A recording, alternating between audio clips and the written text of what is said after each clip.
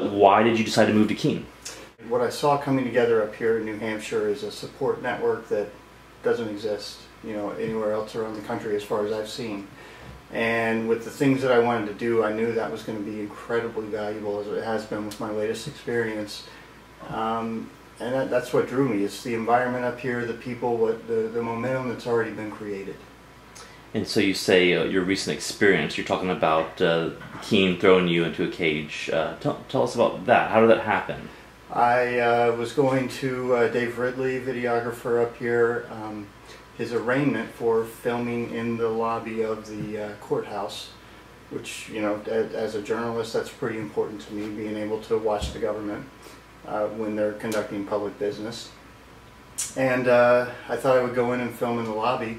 I was arrested when I refused to cooperate, or not to cooperate, but when I refused to assist them in what they were doing to me.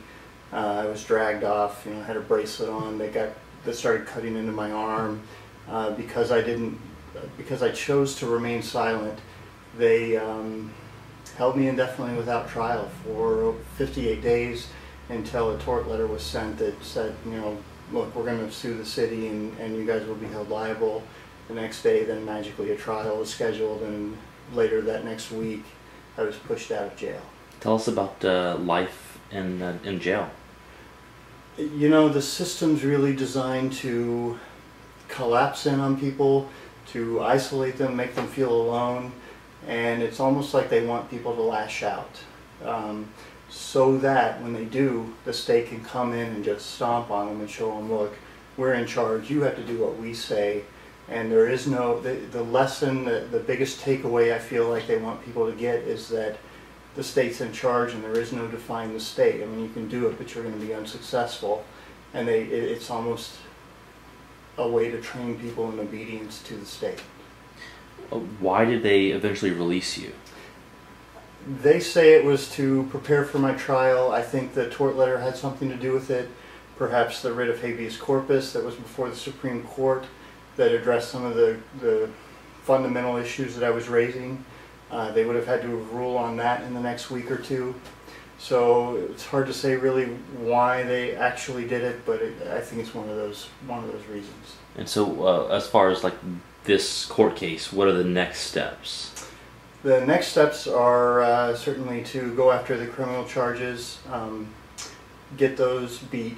And essentially, if those stick, the state's really trying to stick something so it doesn't look like they locked this guy in jail for 2 months and then dropped all the charges, or none of the charges were substantial enough to stick. So they're really trying to make something stick, and we're trying to show that, look, this was a baseless arrest. The police really didn't have the authority to do what they did. They got angry, and they kept me in jail because of their anger. So why is a voluntary society so important to you? I think it's the most fair system, the most just and compassionate system that's out there. With government, you get this one-size-must-fit-all paradigm with almost everything they do. I mean, it was evident in the prisons, it's evident in the schools, and it's when you choose one way of doing things, it puts people against one another, and government tends to separate and divide people. Whereas in a voluntary society, when you have the free market working out different solutions, you're going to have all these different alternatives out there, and more people get to do things the way that they want to. Is peace important to you? Oh, absolutely. I mean, it's everything that that my message is about, that I think the Free State movers are about. We understand that there is no fighting the state and winning, just like in jail. They've got bigger guns, they know how to handle violence and aggression because that's what they do. They don't understand how to handle peace, and when people choose to stop cooperating, start questioning the system, it's going to change. So when the government came at you and arrested you, tell us how you reacted to that. I was a little surprised. I wasn't expecting all of this to happen. I thought about, what is it I'm going to do when I get arrested, and I decided eventually to choose non-cooperation, to remain silent and not assist them in all of their processes by granting, I feel that's granting legitimacy to what they're doing, and that's something I strongly morally object to. So, you know, they brought me into jail. I wasn't angry at them. They couldn't really understand that or comprehend it at first. When I was in the holding cell, they would come in, you know, look, we're not the ones who arrested you. I don't know if you're mad at the police or mad at the courts or, you know, whoever you're mad at, but we're just here to do our job. And I would explain to them, oh, I've already forgiven all those people, just like I've forgiven you for holding me here, and I'm still not going to assist you. What are your plans for the future? What do you want to do here in Keene?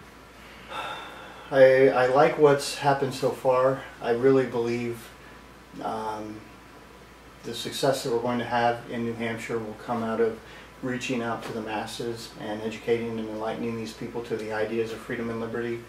So by just doing whatever I can to keep putting these questions in front of people, that's going to have the biggest impact long term, and that's what brings about lasting social, political, economic change, is when people's perception of the world, of the way things should be, actually changes, and then the world changes as a result of that. What role will the Obscured Truth Network play in this, and can you kind of give us an overview about that? Sure. Obscured Truth Network right now is kind of my personal sandbox where I'm doing some things. I have a production company in the background. I'm working on a film that I'm putting together. Also creating OTN News, which will be out later. That'll be a short news service that sort of provides the pro-liberty aspect rather than the pro-state, which is, I believe, what most of the media is today. Why is it important that cameras are allowed in the courtroom and wherever the government operates? Because with government, there is no choice as to whether or not people do business with them.